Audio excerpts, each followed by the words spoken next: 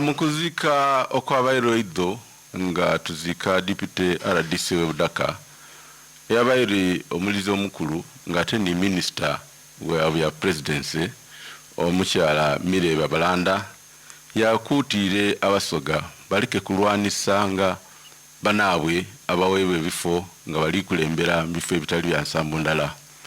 Kyabayirewo mukuzika okwabaire kw'abantu sikisiki w'omuntu nga abantu bona baidye okuwerekera omudingo waabwe Hajati Nusula Nabukalu abaire akoze emirimu mingi ino mu ggwanga lyaffe lino, mu kitundu kyaffe kino ekya Busoga, mu kitundu kyaffe kino ekya Idinda, mu kitundu kyaffe kino eky'Ebugembe, era omuntu yeekondye okuva ebule n'ebweya okwidha okuwerekera.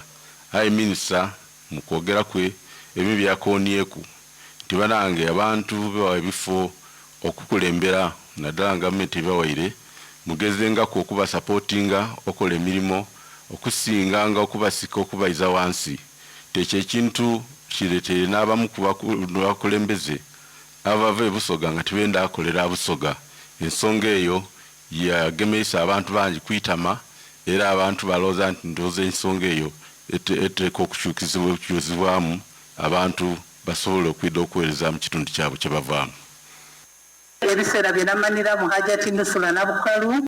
Minisita yasiimye ino enambala naddala ey'abasiraamu abakyala engeri gye beebwikaku ne baboneka nti bayambala bulungi tibasiitaza amaiso g'abantu. Ti omukyala omusiraamu abanga ali kutambula mu luguudo tasiitaza amaiso ga muntu wundi. Ekyaleeteire ni Nabukalu waire yagwire ku accident tiabayo okuwemuka koona engeri gye yabaire ayambairemu yakubiriza abaana idiini bongera okubiriza abantu mu nnambala ennungi enaabaleeteranga ekitiibwa niyo baba bali kubita mu bantu naddala nga ife kali kyaife eya Busoga eraga nti omuntu weyambala ng'omukyalo Musoga oteekwa okuba ng'oli mwigumuvu bulungi. Nenda okwebaza omusiraamu obuteekateeka abakyala. Amawulire agandi naagagafa ku nguudo daife munaku zino ed'amanzaali egawekoba nti poliisi yafulimya amawulire agakoba nti okuva ng'enaku 23 okutuuka ng'enaku 3 baavumya abadriver 236 nga abamu baamu ku badriver baali bali kuvuga ng'abandi bazira bisaanizo ebivuga motoka ku nguudo, ng'abandi bali kuvuga speed muwawa ediri kuviraku n'abantu accident, ante abandi kale nga bali kuvuga nga banywere omwenge n'addenge nga bagunywere gwona gwabanwa nga era bali kuvuga gwa motoka dino.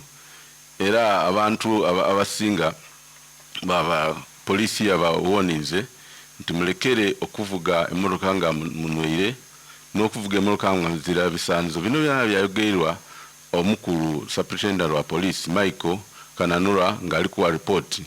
Aye era yayongeremu akakoba nti ku luno ebisobyo ebyokuvuga ku motoka tibyabaye bingi ino okusinziira ku ripooti edibayenga emyaka egibise bikabiri ku mwaka guno kyabaire nga kiri ku wansi era yakubiriza abantu twongeremu amaani okukuuma amateeka ag'enguudo nga tuliidikozesa.